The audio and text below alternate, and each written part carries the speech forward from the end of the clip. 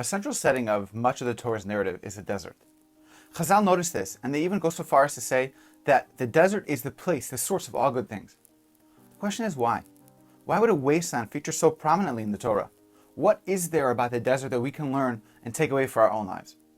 The Midrashim offer many answers to this question, but I want to focus on just one which I think is super important for us today in 2021. The Midrash says that if you don't make yourself hefker, ownerless, like the desert, you'll never acquire wisdom and you'll never acquire Torah.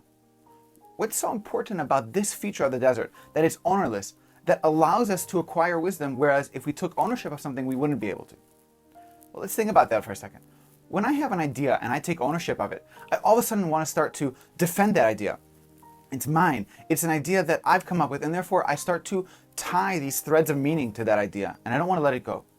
And that's very dangerous when it comes to ideas, because for us, especially in Judaism, what we care about is not anything else but truth.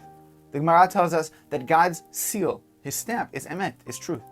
And if what we're really interested in is getting to the bottom of things, understanding how things really are, is getting closer to Hashem, we can't take ownership of ideas. Because the second that we do that, we've already closed ourselves off to the actual truth that's out there somewhere else in the world. We're no longer able to see what other people have to offer us.